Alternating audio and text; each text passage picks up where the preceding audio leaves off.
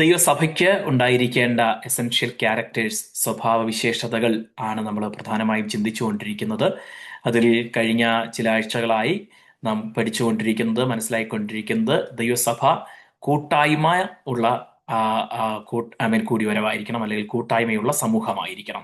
കൊയിനോനിയ എന്ന വാക്കാണ് അതിന് ഉപയോഗിച്ചിരിക്കുന്നത്, നമ്മൾ കണ്ടു. അതിന്റെ അർത്ഥം ഷെയറിംഗ് എന്നാണ്, പങ്കിടൽ എന്നാണ്. ഫെലോഷിപ്പ് എന്നതുകൊണ്ട് ഉദ്ദേശിക്കുന്നത് പങ്കിടുക എന്നുള്ളതാണ്. അപ്പോൾ നമുക്ക് ആരോടൊക്കെ കൂട്ടായ്മയുണ്ട് എന്നുള്ളതാണ് നമ്മൾ പ്രധാനമായിട്ടും ആദ്യം ചിന്തിച്ചത്. ഹല്ലേലൂയ.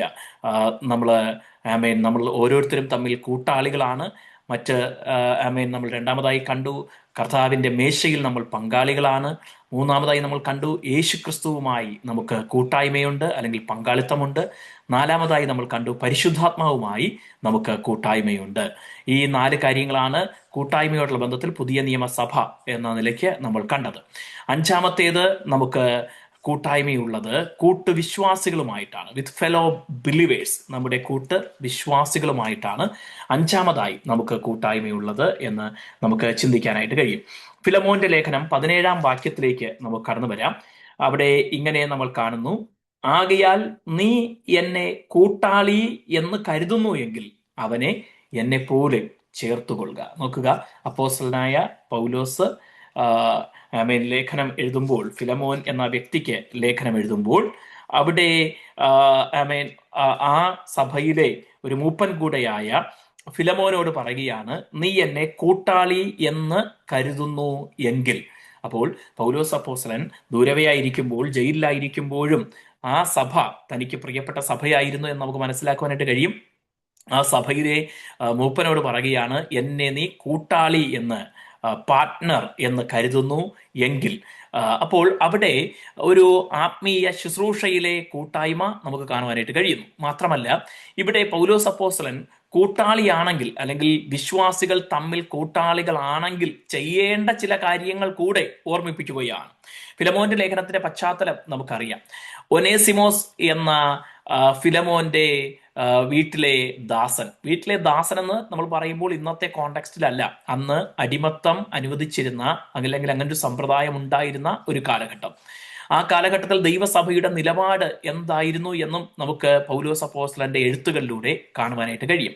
യജമാനന്മാർ അടിമകളായിട്ടുള്ളവരെ, ദാസന്മാരെ, വിശ്വാസികളായിട്ടുള്ള യജമാനന്മാർ അടിമകളായിട്ടുള്ള ദാസന്മാരെ ലോകത്തിലെ മനുഷ്യർ അടിമകളെ കാണുന്നത് പോലെ കാണരുത്, നീയും അവനും ക്രിസ്തുവിൽ സ്വതന്ത്രനാണ് എന്നുള്ളത് മനസ്സിൽ വെച്ചുകൊണ്ട് വേണം അവരോട് പെരുമാറുവാൻ. അവരോട് ഭീഷണി വാക്ക് പറയരുത് എന്നൊക്കെ പ്രബോധിപ്പിക്കുന്നത് നമുക്ക് കാണുവാനായിട്ട് കഴിയുന്നുണ്ട്. എഫേസ് ലേഖനം 6-ാം അധ്യായത്തിലൊക്കെ നമുക്കത് മനസ്സിലാക്കാനായിട്ട് കഴിയുന്നു. അപ്പോൾ ഒരു യജമാനനും ദാസനും എന്നുള്ള ആ സാമൂഹ്യ വ്യവസ്ഥിതിയെ വെല്ലുവിളിക്കാതെ തന്നെ, എന്ന് പറഞ്ഞാൽ അന്ന് ആ സാമൂഹ്യ സമ്പ്രദായം സൊസൈറ്റിയിലുള്ള ഒരു സിസ്റ്റമാണ്. ആ സിസ്റ്റത്തെ വെല്ലുവിളിക്കാതെ തന്നെ വിശ്വാസികളായിട്ടുള്ളവർ അടിമകളോട് എങ്ങനെ പെരുമാറണം എന്നുള്ളതാണ് പൗലോസ് അപ്പോസ്തലൻ അവിടെ ഉപദേശമായിട്ട് സഭയ്ക്ക് നൽകുന്നത് കാണുവാനായിട്ട് കഴിയുന്നത്. അപ്പോൾ ഞാൻ ഈ ഫിലമോൻ ലേഖനത്തിന്റെ വിഷയത്തിലേക്ക് വരികയാണ്. അവിടെ ഒനേസിമോസ് എന്ന് പറയുന്ന ദാസൻ, ഫിലമോന്റെ ദാസൻ അല്ലെങ്കിൽ അടിമ, അദ്ദേഹം അവിടെ നിന്ന് ഓടിപ്പോയി. ആ കാലഘട്ടത്തിൽ ഒരു അടിമ രക്ഷപ്പെട്ട് സ്വതന്ത്രനാകാതെ ഓടിപ്പോവുക എന്ന് പറഞ്ഞാൽ വലിയ ക്രിമിനൽ കുറ്റമാണ്. ഗവൺമെന്റ് ആ കുറ്റത്തെ വളരെ സീരിയസ് ആയി കാണുന്നതാണ്. മാത്രമല്ല, ഒനേസിമോസ് അവിടെ നിന്ന് ഓടിപ്പോകുമ്പോൾ എന്തൊക്കെയോ അപഹരിച്ചുകൊണ്ടാണ് പോയത് എന്നും നമുക്ക് ഇതിൽ സൂചന കാണുവാനായിട്ട് കഴിയും. അവൻ നിന്നോട് എന്തെങ്കിലും കടംപെട്ടിട്ടുണ്ടെങ്കിൽ ഞാൻ തന്നു തീർക്കാം എന്ന് പൗലോസ് പറയുന്ന പദത്തിലൂടെ അദ്ദേഹം എന്തൊക്കെയോ അവിടെ നിന്ന് എടുത്തുകൊണ്ടാണ് പോയത്. അത് ദ്രവ്യമാകാം, അല്ലെങ്കിൽ തനിക്ക് വഴിച്ചെലവിനുള്ളത് എന്തെങ്കിലും ആകാം, അങ്ങനെ തനിക്ക് ചെല്ലുന്നിടത്തുനിന്ന് സെറ്റിലാകാനുള്ള എന്തെങ്കിലും ആകാം. അപ്പോൾ ഇതൊക്കെ എടുത്തുകൊണ്ടോ അല്ലെങ്കിൽ ഒരു മോഷണം നടത്തിയിട്ടാണ് ഒനേസിമോസ് അവിടെ നിന്ന് ഓടിപ്പോകുന്നത്. ഈ പട്ടണത്തിൽ നിന്ന്, ഫിലമോന്റെ അടുക്കൽ നിന്ന് ഓടിപ്പോകുന്നത്. ഈ ഒനേസിമോസ് ഒടുവിൽ എവിടെ എത്തിച്ചേർന്നു? റോമിൽ എത്തിച്ചേർന്നു. അവിടെ പൗലോസ് അപ്പോസ്തലൻ തടവറയിൽ ആയിരിക്കുന്നു. ആ തടവറയിൽ ഈ ഒനേസിമോസിനെ പൗലോസ് അപ്പോസ്തലൻ കണ്ടുമുട്ടുന്നു. ആ സഹതടവുകാരനായിട്ട് വന്നതാണോ എന്തോന്നും നമുക്കറിയത്തില്ല. എനിവേ, ആ തടവറയിൽ വെച്ച് ഏതോ ഒരു സാഹചര്യത്തിൽ അദ്ദേഹത്തെ കണ്ടുമുട്ടുകയും പൗലോസ് അപ്പോസ്തലൻ അദ്ദേഹത്തോട് യേശു ക്രിസ്തുവിന്റെ സുവിശേഷം പങ്കുവച്ചതിനാൽ അദ്ദേഹം യേശുവിനെ കർത്താവായി സ്വീകരിക്കുകയും അവിടെ വെച്ച് വീണ്ടും ജനിക്കുകയും ചെയ്തു. തടവറയിൽ വെച്ച് ജനിപ്പിച്ചു എന്നാണ് പൗലോസ് അപ്പോസ്തലൻ അതേക്കുറിച്ച് പറഞ്ഞിരിക്കുന്നത്. അപ്പോൾ സുവിശേഷം ഏത് കുറ്റവാളിയെയും ഏത് അധർമ്മിയായ മനുഷ്യനെയും രൂപാന്തരപ്പെടുത്താൻ പോന്നതാണ് എന്ന സന്ദേശം കൂടെ ഇതിനകത്ത് കാണുവാനായിട്ട് കഴിയുന്നു. രൂപാന്തരപ്പെട്ട് അല്ലെങ്കിൽ യേശുക്രിസ്തുവിനെ അംഗീകരിച്ചു കഴിഞ്ഞപ്പോൾ, രക്ഷിക്കപ്പെട്ട് കഴിഞ്ഞപ്പോൾ ഈ ഒനേസിമോസും മറ്റൊരു വ്യക്തിയായി തീർന്നു, പുതിയ സൃഷ്ടിയായി തീർന്നു എന്ന അക്ഷരാർത്ഥത്തിൽ നമുക്ക് ആ വ്യക്തിയിൽ, അദ്ദേഹത്തിന്റെ പെരുമാറ്റത്തിൽ നിന്ന് കാണുവാനായിട്ട് കഴിയും. കാരണം അദ്ദേഹം പൗലോസിനോട് ചേർന്ന് നിന്ന് പൗലോസിനെ ശുശ്രൂഷിച്ചു, പൗലോസിന് കൈത്താങ്ങി, ഒരു മകനെ പോലെ അദ്ദേഹം പൗലോസിനെ ശുശ്രൂഷ ചെയ്യുന്നതിനെ കുറിച്ച് രേഖപ്പെടുത്തിയിരിക്കുന്നത് കാണുവാനായിട്ട് കഴിയുന്നു. അപ്പോൾ ഈ തടവറയിൽ പൗലോസിനോടൊപ്പം ഉണ്ടായിരുന്ന കാലഘട്ടത്തിൽ സുവിശേഷം അറിയിച്ച് രക്ഷിക്കപ്പെടുക മാത്രമല്ലായിരിക്കും മറ്റു പല കാര്യങ്ങളും. ക്രിസ്തീയ ജീവിതം, ക്രിസ്തീയ വിശ്വാസം, ക്രിസ്തീയ മൂല്യം, ക്രിസ്തീയ ധാർമ്മികത, ഇതെല്ലാം, ക്രിസ്ത്യൻ ക്യാരക്ടർ, ഇതെല്ലാം പൗലോസ് അപ്പോസ്തലൻ ഈ ഒനേസിമോസിനെ പഠിപ്പിച്ചു കൊടുത്തിട്ടുണ്ടാകും. ഇതൊക്കെ കേട്ട് കഴിഞ്ഞപ്പോൾ ഒനേസിമോസിന് സ്വയം തോന്നിയതാണോ അതോ പൗലോസ് അദ്ദേഹത്തെ ഉപദേശിച്ചതാണോ എന്ന് നമുക്കറിയത്തില്ല. തൻ്റെ പഴയ യജമാനനായ ഫിലമോന്റെ അടുക്കലേക്ക് മടങ്ങിച്ചെന്ന് തൻ്റെ തെറ്റുകൾക്ക് മാപ്പ് പറയണമെന്നോ മറ്റോ ഉള്ള ചിന്ത ഈ മനുഷ്യന്റെ ഉള്ളിൽ ഉണ്ടാകുവാനിടയായി. ഒരുപക്ഷെ പൗലോസ് അപ്പോസ്തലൻ അങ്ങനെ ഉപദേശിച്ചതായിരിക്കാം. ലോകത്തിലെ എല്ലാ മനുഷ്യരോടും സമാധാനമായിരിക്കാനാണ് സുവിശേഷം, വചനം നമ്മെ പഠിപ്പിക്കുന്നത്. നീതിയായതും ന്യായമായതും പ്രവർത്തിക്കാനാണ് ദൈവത്തിന്റെ വചനം നമ്മെ പഠിപ്പിക്കുന്നത്. അപ്പോൾ രക്ഷിക്കപ്പെടുന്നതിന് മുൻപ് തന്റെ ജീവിതത്തിൽ വന്നൊരു തെറ്റാണെങ്കിൽ കൂടെ രക്ഷിക്കപ്പെട്ട് കഴിഞ്ഞപ്പോൾ ആ തെറ്റിന് പരിഹാരം വരുത്താനുള്ള ഒരു ഓപ്പർച്യൂണിറ്റി ഉണ്ടാക്കുവാൻ ഈ മനുഷ്യൻ തയ്യാറാവുന്നു. അത് ഞാൻ പറഞ്ഞതുപോലെ അദ്ദേഹം സ്വയം എടുത്ത തീരുമാനമാകാം, അല്ലെങ്കിൽ പൗലോസ് അപ്പോസ്തലൻ കൊടുത്ത നിർദ്ദേശമാകാം. പക്ഷേ ഇവിടെ ഒരു അപകടമുണ്ട്. എന്താണെന്ന് അറിയാവോ? ഈ ഒനേസിമോസ് ഫിലമോന്റെ അടുക്കിലേക്ക് മടങ്ങി വന്നു കഴിയുമ്പോൾ ലീഗലി, നിയമപ്രകാരം ഫിലമോന് വേണമെങ്കിൽ ഈ മനുഷ്യനെ മുൻപ് തൻ്റെ വീട്ടിൽ അടിമയായിരിക്കുകയും ആ അടിമയിൽ നിന്ന് സ്വാതന്ത്ര്യം പ്രാപിക്കാതെ ഓടിപ്പോയത് കൊണ്ട് ആ വിഷയത്തെ തൻ്റെ ആ ജുറിസ്ഡിക്ഷനിൽ അല്ലെങ്കിൽ തൻ്റെ അവിടെയുള്ള കോർട്ടിൽ ആ വിഷയം അവതരിപ്പിക്കുകയും ഈ മനുഷ്യനെ പിടിച്ച് അവിടെ ഏൽപ്പിക്കുകയും ചെയ്യാം. അങ്ങനെ ചെയ്താൽ ഒനേസിമോസ് ആ ക്രിമിനൽ കുറ്റത്തിന് തടവിലാകും. മാത്രമല്ല ഫിലമോന് ഈ ഒനേസിമോസ് വലിയൊരു തുക കൊടുക്കേണ്ടി വരികയും ചെയ്യും. അത് കൊടുക്കാതെ റിലീസാകാനും പറ്റത്തില്ല. പക്ഷെ ഈ മനുഷ്യന് ഒനേസിമോസിന് കൊടുക്കാൻ ഇപ്പോൾ പൗലോസ് പറയുകയാണ്, എന്തെങ്കിലും കടപ്പെട്ടുണ്ടെങ്കിൽ ഞാൻ തരാം എന്ന് പറയുന്ന ഒരു പശ്ചാത്തലം ഉണ്ടെന്ന് ഒഴിച്ചാൽ അല്ലാതെ ഈ മനുഷ്യന്റെ കയ്യിലൊന്നുമില്ല. അപ്പൊ അങ്ങനത്തെ അപകടം അതിനകത്ത് ഇരിപ്പുണ്ട്. തിരിച്ചു പോകുമ്പോൾ, നിരപ്പ് പ്രാപിക്കുമ്പോൾ, യജമാനന്റെ അടുക്കിലേക്ക് മടങ്ങി ചെല്ലുമ്പോൾ എന്ത് സംഭവിക്കാം? ആ യജമാനൻ തന്നെ ആ യജമാനോട് കാണിച്ച വിശ്വാസ വഞ്ചനയുടെ അടിസ്ഥാനത്തിൽ പിടിച്ച് പോലീസിൽ, നമ്മുടെ ഇന്നത്തെ ഭാഷയിൽ പറഞ്ഞാൽ പിടിച്ച് പോലീസിൽ ഏൽപ്പിക്കാം, കോടതിയിൽ വിചാരണ ചെയ്യാം, ക്രിമിനൽ കുറ്റവാളി എന്നതിലേക്ക് തടവറയിലാക്കാം. അദ്ദേഹത്തിൽ നിന്ന് വലിയൊരു മാനനഷ്ടം അല്ലെങ്കിൽ തനിക്കുണ്ടായ നഷ്ടത്തിന് പ്രായശ്ചിത്തം നിയമപരമായിട്ട് അവകാശപ്പെടാം. ഇങ്ങനെയുള്ള കാര്യങ്ങൾ സംഭവിക്കാം. ഈ പശ്ചാത്തലത്തിലാണ് പൗലോസ് അപ്പോസ്തലൻ ഈ ഫിലമോന് ലേഖനം എഴുതുന്നത്. നീ ഒരു വിശ്വാസിയാണ്, നീ എനിക്ക് എന്തുമാത്രം കടംപെട്ടിരിക്കുന്നു എന്നൊന്നും ഞാൻ പറയേണ്ട ആവശ്യമില്ലല്ലോ എന്നാ പറയുന്നത്. പക്ഷേ അതൊന്നും ഒരു കണ്ടീഷനായിട്ടോ ഡിമാൻഡായിട്ടോ പൗലോസ് അപ്പോസ്തലൻ അവതരിപ്പിക്കുന്നില്ല. പകരം ഒരു ഒരു ഒരു ഒരു സ്നേഹിതനെ, അതിലപ്പുറത്ത് ഒരു ശുശ്രൂഷകൻ ഒരു താഴ്മയുള്ള മനോഭാവത്തോടെ ഒരു റിക്വസ്റ്റ് ആയിട്ട് പറയുകയാണ്. പൗലോസ് അപ്പോസ്തലന്റെ ശുശ്രൂഷ കാലയളവിലാണ് ഈ ഫിലമോൻ ഉൾപ്പെടെയുള്ളവർ ഒരുപക്ഷെ രക്ഷിക്കപ്പെടുകയോ അവിടെ സഭ സ്ഥാപിതമാവുകയോ അടുത്ത പട്ടണത്തിൽ സുവിശേഷം അറിയിച്ചതിന്റെ അതിന്റെ തുടർചലനം എന്ന നിലയ്ക്കാണ് ഫിലമോന്റെ വീട്ടിലൊരു സഭയുള്ള ഉരുവാകുകയും ഒക്കെ ചെയ്തത്. ഇതിന്റെ പശ്ചാത്തലത്തിലാണ് പൗലോസ് പറയുന്നത്, നീ നിന്നെ തന്നെ എനിക്ക് തരാൻ കടംപെട്ടിരിക്കുന്നു എന്ന് ഞാൻ പ്രത്യേകം പറയേണ്ടതില്ല, അതാണ് വാസ്തവം. പക്ഷേ എങ്കിലും ഞാൻ അതൊന്നും ആ അധികാരമൊന്നും ഉപയോഗിക്കുകയല്ല ചെയ്യുന്നത്. പകരം നിന്നോട് വിനീതമായി അപേക്ഷിക്കുകയാണ് ചെയ്യുന്നത്. ഒരു ദൈവ പൈതലിന്റെ, ഒരു ദൈവദാസന്റെ ലാംഗ്വേജിന്റെ പൊളൈറ്റ്നെസ് നമുക്കിതിൽ കാണുവാനായിട്ട് കഴിയും. ദൈവ മക്കളോടായാലും നമ്മുടെ മാതാപിതാക്കളോടായാലും നമ്മുടെ കൂട്ടു സഹോദരങ്ങളായാലും കൂട്ടുവിശ്വാസികളായാലും നാം സംസാരിക്കേണ്ട ഭാഷ, ക്രിസ്തീയ ഭാഷ എങ്ങനെയാണ് എന്നുള്ളത് ഈ ലേഖനത്തിൽ നമുക്ക് കാണുവാനായിട്ട് കഴിയുന്നു. അദ്ദേഹം പറയണം, അപ്പോസ്തലൻ എന്ന നിലയ്ക്കുള്ള അധികാരമുണ്ട് ഈ ഫിലമോന്റെ മേൽ. അല്ലാതെ തന്നെ അദ്ദേഹത്തിന്റെ വീട്ടിലെ സഭ ഉരുവാകാൻ മുഖാന്തരം പൗലോസ് അപ്പോസ്തലനാണ്. ഈ അധികാരമുണ്ട്. ഈ ഒരു അധികാരവും ഉപയോഗിക്കാതെ വളരെ ഹംബിളായ ഒരു റിക്വസ്റ്റ് ആണ് ഈ ലേഖനത്തിൽ നമുക്ക് കാണുവാനായിട്ട് കഴിയുന്നത്. മാത്രമല്ല പറയുകയാണ്, ഈ ഒനേസിമോസ് ഇപ്പോൾ എനിക്കും നിനക്കും പ്രിയപ്പെട്ടവനാണ്. കാരണം എന്താ? ഇപ്പോൾ അവനും ക്രിസ്തുവിലാണ്, അവൻ പുതിയ സൃഷ്ടിയാണ്, അവനൊരു ദൈവ പൈതലായി തീർന്നു. അതുകൊണ്ടാണ് അവൻ നിന്റെ അടുക്കലേക്ക് മടങ്ങി വരുന്നത് പോലും. ആ രൂപാന്തരം, മാനസാന്തരം അവൻ ഉണ്ടായത് കൊണ്ടാണ് അവൻ നിന്റെ അടുക്കലേക്ക് മടങ്ങി വരുന്നത് പോലും.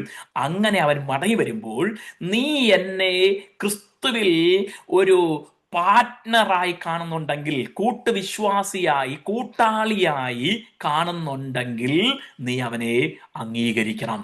അവനോട് മുൻപിലത്തെ പശ്ചാത്തലത്തിൽ, നിയമത്തിന്റെ ആ പശ്ചാത്തലത്തിൽ അവനോട് പെരുമാറാതെ അവനെ അംഗീകരിക്കണമെന്നാണ് പൗലോസ് അപ്പോസ്തലൻ ഇവിടെ ലേഖനം എഴുതുന്നത്. ഹല്ലേലൂയ. അപ്പോൾ ക്രിസ്തുവിൽ പങ്കാളികളായവർ തങ്ങളുടെ കൂട്ടുവിശ്വാസികളോട് അല്ലെങ്കിൽ കൂട്ടു ശുശ്രൂഷകന്മാരോടൊക്കെ എങ്ങനെ പെരുമാറണം, എങ്ങനെ അവരോട് ഇടപെടണം എന്നുള്ള ഒരു ഒരു ഒരു പശ്ചാത്തലമാണ്, അല്ലെങ്കിൽ എന്നുള്ള ഒരു ഭാഷയാണ്, ഒരാശയമാണ് നമുക്ക് ഈ ഭാഗത്ത് കാണുവാനായിട്ട് കഴിയുന്നത്. നമ്മൾ ഓരോരുത്തരും ക്രിസ്തുവിൽ കൂട്ടാളികളാണ്. ഹല്ലേലൂയ. നമുക്ക് ലോക മനുഷ്യരെ പോലെ പരസ്പരം വൈരാഗ്യത്തോടെയും പ്രതികാര ബുദ്ധിയോടെയും കഴിഞ്ഞ കാലങ്ങളിൽ സംഭവിച്ച വീഴ്ചകളുടെയോ ഒക്കെ ആ അനുഭവത്തിൽ, മനസ്സിൽ ആ ഒരു മനോഭാവം വെച്ചുകൊണ്ട് നമ്മുടെ കൂട്ടുവിശ്വാസികളോട് പെരുമാറുന്നു എങ്കിൽ നമ്മൾ ആരല്ല എന്ന് വരും? ഫെലോ അല്ല എന്ന് വരും, ഫെലോഷിപ്പ് ഇല്ലാത്തവരെന്ന് വരും. ഹല്ലേലൂയ. പിന്നെ നമ്മൾ ഫെലോഷിപ്പ് ഉള്ളവരാണെങ്കിൽ, അല്ലെങ്കിൽ പാർട്ട്നേഴ്സ് ആണെങ്കിൽ, ക്രിസ്തുവിൽ കൂട്ടാളികളാണെങ്കിൽ നമ്മൾ എന്ത് ചെയ്യും? ക്രിസ്തുവിന്റെ സ്നേഹത്തിൽ കഴിഞ്ഞ കാലങ്ങളിൽ സംഭവിച്ചിട്ടുള്ളതിനെ ക്ഷമിക്കുകയും മറക്കുകയും പൊറുക്കുകയും, ഹല്ലേലൂയ, ക്രിസ്തുവിൽ ആ പങ്കാളിത്തത്തിന്റെ അനുഭവത്തിൽ കൂട്ടുവിശ്വാസിയോട് ഇടപെടുകയും ചെയ്യും. ഈ ലേഖനത്തിൽ ഈ ലേഖനം എഴുതിയാണ് കൊടുത്തുവിടുന്നത്. ഒനേസിമോസിന്റെ കയ്യിൽ തന്നെയാണ് ഈ ലേഖനം എഴുതി കൊടുത്തുവിടുന്നത്. Praise the Lord. അപ്പോൾ ഇതുകൊണ്ട് ഫിലമോന്റെ കയ്യിൽ കൊടുത്തു എന്നൊക്കെയാണ് ചരിത്രം നമ്മെ പഠിപ്പിക്കുന്നത്. പാരമ്പര്യമൊക്കെ പഠിക്കുമ്പോൾ മനസ്സിലാക്കാനായിട്ട് കഴിയുന്നു. ഒനേസിമോസ് ഈ ലേഖനവുമായിട്ട് ഇവിടെ വന്നു, ഫിലമോന്റെ അടുക്കൽ വന്നു, ഇത് കൊടുത്തു കഴിഞ്ഞപ്പോൾ അദ്ദേഹം അത് വായിച്ചു നോക്കിയിട്ട് താൻ ഒനേസിമോസിൽ വന്ന രൂപാന്തരം കണ്ട് അത്ഭുതപ്പെടുകയും അവനെ തന്നോട് ചേർത്ത് പിടിക്കുകയും കാലം മുന്നോട്ട് പോയപ്പോൾ ഒനേസിമോസ് ആ സഭയുടെ ശുശ്രൂഷകനായി മാറുകയും ചെയ്തു എന്നുള്ളതാണ് ചരിത്രത്തിൽ, പാരമ്പര്യങ്ങളിൽ നിന്നൊക്കെ നമുക്ക് കിട്ടുന്ന രേഖകൾ. നോക്കൂ, അടിമയായിരുന്നവനോട് ഒരുവൻ ക്ഷമിച്ചപ്പോൾ, സഭയിലെ ഒരു മൂപ്പൻ ക്ഷമിച്ചപ്പോൾ എന്ത് സംഭവിച്ചു? അവനിൽ വന്ന രൂപാന്തരം ക്രമേണ അവനെ ആരാക്കി മാറ്റി? കർത്താവിന്റെ ഒരു നല്ല ശുശ്രൂഷക്കാരനാക്കി മാറ്റുന്നതിന്, ഒരു ബിഷപ്പാക്കി മാറ്റുന്നതിന് അത് മുഖാന്തരമായി തീർന്നു. ഹല്ലേലൂയ. നമ്മുടെ പെരുമാറ്റം ദൈവമക്കളെ വിശ്വാസത്തിൽ വളർത്തുന്നതായിരിക്കണം, ശുശ്രൂഷകന്മാരെ ഉളവാക്കിയെടുക്കുന്നതായിരിക്കണം, ദൈവസഭയ്ക്ക് പ്രയോജനപ്പെടുന്നവരായി മറ്റുള്ളവരെയും വളർത്തിയെടുക്കുന്നതായിരിക്കണം എന്നൊക്കെ ഈ സന്ദേശത്തിൽ, ഈ ലേഖനത്തിലെ സന്ദേശത്തിലൂടെ നമുക്ക് മനസ്സിലാക്കുവാനായിട്ട് കഴിയുന്നു. അപ്പോൾ വിശ്വാസികൾക്ക് എന്തുണ്ട്? തമ്മിൽ ഫെലോഷിപ്പ് ഉണ്ട്, കൂട്ടായ്മയുണ്ട്. നാം ഫെലോ ബിലീവേഴ്സ് ആണ്. അപ്പോൾ കൂട്ടായ്മ എന്ന് കാണുമ്പോൾ അഞ്ചാമതായി നമ്മൾ കാണുന്നത് വിശ്വാസികൾ തമ്മിലുള്ള കൂട്ടായ്മയാണ്. 2 കൊരിന്ത്യർ 8-ാം അധ്യായം 23-ാമത്തെ വാക്യം കൂടെ നമുക്ക് ഈ വിഷയത്തോട് ചേർത്ത് ഒന്ന് നോക്കാം. 2 കൊരിന്ത്യൻസ് ചാപ്റ്റർ 8 വേഴ്സ് 23 ഇങ്ങനെ നമ്മൾ കാണുന്നു: തീത്തോസ് എനിക്ക് കൂട്ടാളിയും നിങ്ങൾക്കായിട്ട് കൂട്ടുവേലക്കാരനും ആകുന്നു. നമ്മുടെ സഹോദരന്മാർ സഭകളുടെ ദൂതന്മാരും ക്രിസ്തുവിന് മഹത്വവും തന്നെ. ഹല്ലേലൂയ. നോക്കൂ, ഫെലോഷിപ്പ് ഉള്ളവരെ എന്തൊക്കെ പറഞ്ഞ പൗലോസ് അപ്പോസ്തലൻ വിശേഷിപ്പിക്കുന്നത്. കൂട്ടാളികൾ ആയിട്ടുള്ള, കൂട്ടായ്മയുള്ളവരെ എന്തൊക്കെ വിശേഷണങ്ങളാണ് അവിടെ നൽകിയിരിക്കുന്നത്. എനിക്ക് കൂട്ടാളി ആര്? തീത്തോസ് എനിക്ക് കൂട്ടാളി. വാസ്തവത്തിൽ പൗലോസുമായി കമ്പയർ ചെയ്താൽ തീത്തോസ് ഒരു ജൂനിയർ ശുശ്രൂഷകനാണ്. പക്ഷെ പറയുകയാണ്, അവൻ എൻ്റെ ഫെലോ വർക്കറാണ്, എൻ്റെ പാർട്ട്ണറാണ്, കൂട്ടാളിയാണ്. പിന്നെ നിങ്ങൾക്കായിട്ട് കൂട്ടുവേലക്കാരനുമാണ്. സഭയിലെ ദൈവമക്കളോട് പറയുകയാണ്, നിങ്ങളുടെ ഫെലോ വർക്കറാണ് അവൻ എന്ന് പറഞ്ഞാൽ നിങ്ങളും അവനും ഒരുപോലെ വർക്കേഴ്സാണ്, ദൈവസഭയുടെ വർക്കേഴ്സാണ്. അതിലെ ഫെലോ വർക്കറാണ് തീത്തോസ്. ഹല്ലേലൂയ. ആമേൻ. അപ്പോൾ ഈ മനോഭാവം ദൈവസഭയ്ക്കുണ്ടായിരിക്കണം. നാം എല്ലാവരും കൂട്ടുവേലക്കാരാണ് എന്ന ചിന്ത ദൈവസഭയിൽ എല്ലാവർക്കും തമ്മിൽ ഉണ്ടായിരിക്കണം. ഹല്ലേലൂയ. ആമേൻ. കഴിഞ്ഞ ദിവസം ഒക്കെ നമ്മൾ കേട്ടതുപോലെ തന്നെ ഇത് ഒരാളുടെ ദൗത്യമല്ല, അല്ലെങ്കിൽ ഒരു ചുമതല ഒരാൾക്ക് ഏൽപ്പിക്കപ്പെട്ടിരിക്കുന്നത് കൊണ്ട് അയാൾ മാത്രം ചെയ്യാൻ ഉള്ള ഉത്തരവാദിത്തമല്ല ദൈവസഭയുടെ പ്രവൃത്തി എന്ന് പറയുന്നത്. അതിലെല്ലാവർക്കും കൂട്ടുപങ്കാളിത്തമുണ്ട്, എല്ലാവരും കൂട്ടുവേലക്കാരാണ്. ഈ മനോഭാവത്തോടെ പ്രവർത്തിക്കുമ്പോഴാണ് ദൈവനാമത്തിന് എന്തോ ഉണ്ടാകുന്നത്. അങ്ങനെ വരുമ്പോൾ അവരാരായിത്തീരും? സഹോദരന്മാർ സഭകളുടെ ദൂതന്മാരായിത്തീരും. ഹല്ലേലൂയ. സഭകളുടെ ദൂതന്മാരെന്ന് പറയുന്നത് വെളിപ്പാട് പുസ്തകത്തിൽ സഭാ ശുശ്രൂഷകന്മാരെയാണ് ദൂതന്മാരെന്ന് പറഞ്ഞിരിക്കുന്നത്. സഭയുടെ ദൂതന്മാർ, കർത്താവിന്റെ കയ്യിലിരിക്കുന്ന 7 നക്ഷത്രങ്ങൾ 7 സഭകളുടെ ദൂതന്മാരാകുന്നു എന്ന് പറഞ്ഞിരിക്കുന്നത്. അപ്പോൾ സഭകളുടെ ദൂതന്മാർ, നമ്മുടെ ശുശ്രൂഷകന്മാരാരാണ്? സഭകളുടെ ദൂതന്മാരാണ്. കർത്താവ് ദൂതേൽപ്പിച്ചിരിക്കുന്ന, ഏഞ്ചൽ എന്ന വാക്കിന് മെസഞ്ചർ എന്നുകൂടെ അർത്ഥമുണ്ട്, സന്ദേശവാഹകൻ. ആ എന്ത് സന്ദേശമാണ് അവർ വഹിക്കുന്നത്? ദൈവത്തിന്റെ സന്ദേശം, ക്രിസ്തുവിന്റെ സന്ദേശം.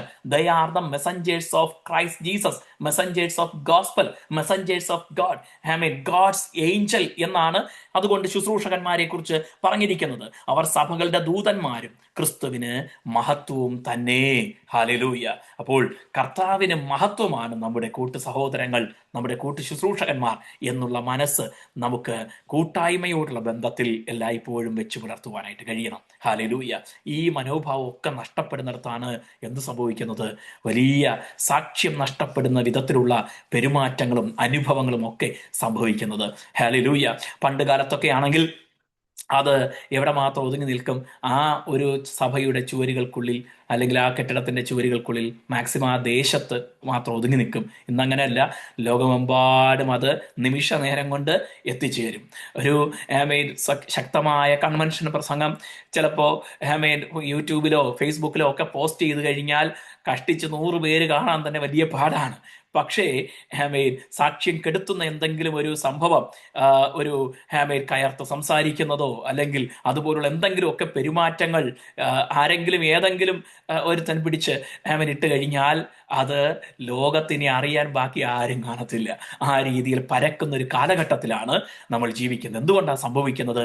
ഈ മനോഭാവം നഷ്ടപ്പെട്ടു പോകുന്നത് കൊണ്ടാണ്, അല്ലെങ്കിൽ ചില നിമിഷങ്ങളിൽ നമ്മളത് മറന്നു പോകുന്നത് കൊണ്ടാണ്, നമ്മുടെ വികാരങ്ങൾക്ക് അധിഷ്ഠിതമായിട്ട് പ്രതികരിച്ചു പോകുന്നത് കൊണ്ടാണ് അങ്ങനെയൊക്കെ സംഭവിക്കുന്നത്.